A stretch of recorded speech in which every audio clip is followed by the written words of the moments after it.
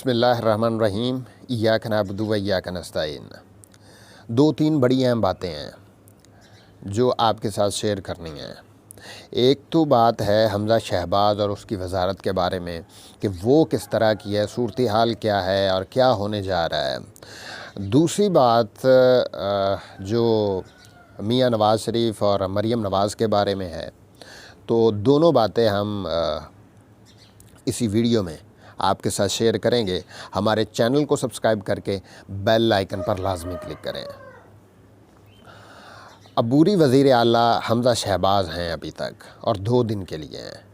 अदालत ने हमज़ा शहबाज की जो रूलिंग दी थी डिप्टी स्पीकर ने उसको सुना था और एप्लीकेशन जो पीटीआई की तरफ से दी गई थी, काफ लीग की तरफ से दी गई थी, उसको अदालत ने सुना और ज़ाती हैसियत से दोस्त मज़ारी को अदालत ने बुला लिया।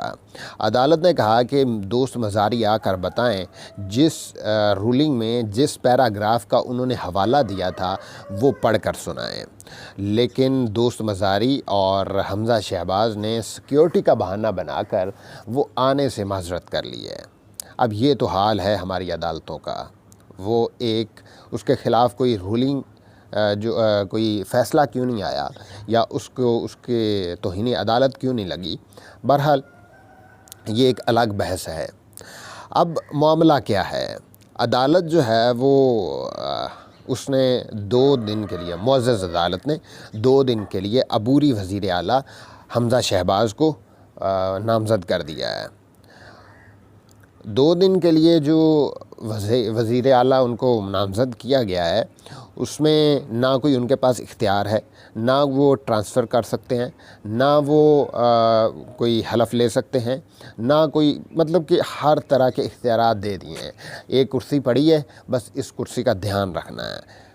और इस फ़ैसले पे पीटीआई जो है वो काफ़ी नाराज़ है और बरहम भी है कि आप किसी और को वज़ीर आला बना देते। अबूरी वज़ीर आला ही बनाना था तो 2 दिन के लिए, 3 दिन के लिए, 4 दिन के लिए वज़ीर आला बना देते, किसी और को बना देते।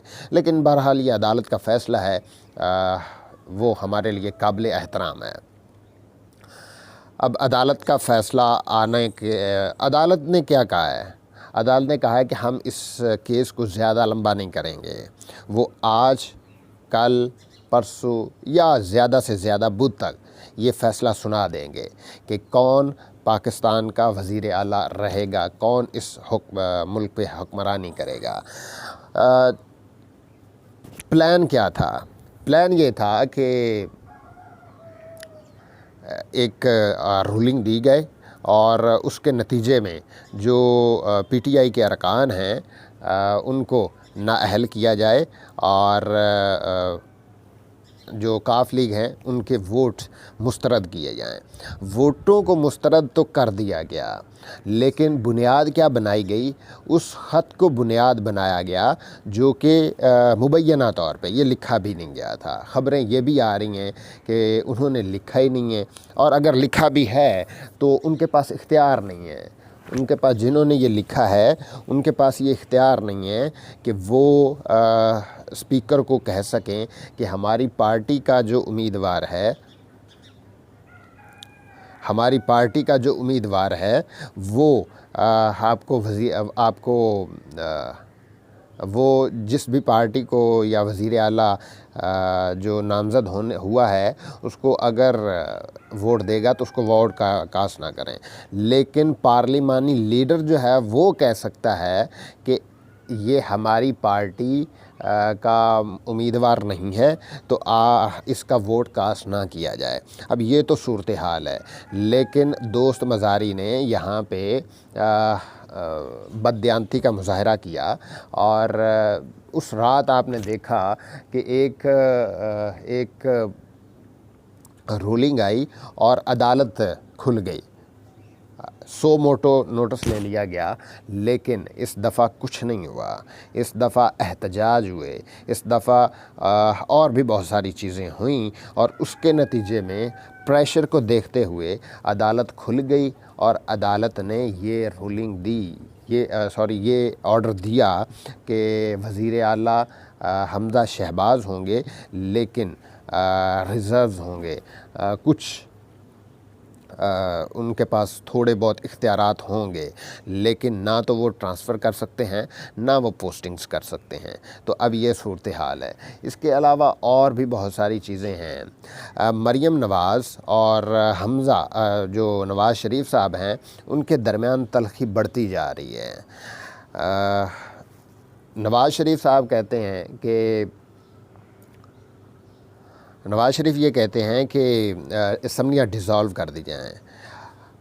شہباز شریف کو انہوں نے کہا ہے اسمبلیاں ڈیزالو کریں اور اس کے بعد آپ نئے الیکشنز کی طرف جائیں، لیکن یہ نئے الیکشن کی طرف جائیں گے نہیں۔ کیوں نہیں جائیں گے؟ کیونکہ پاکستان میں اس وقت ایک امپورٹڈ کمپنی چل رہی ہے جو کسی ایک کے کہنے پہ نہیں آئی، یہ مختلف طاقتیں اس کو لے کر آئی ہیں، یہاں پہ مختلف لوگ ہیں جو کہ ان سب کو لے کر آئے ہیں، اور اگر یہ کسی ایک کا فیصلہ ہوتا ہے، فرد واحد کا فیصلہ ہوتا ہے تو انتشار ہوگا، اور انتشار کے نتیجے میں پاکستان کو نقصان ہوگا۔ یہاں پہ فیصلے یہ بھی چیزیں ہوتی رہیں کہ عبوری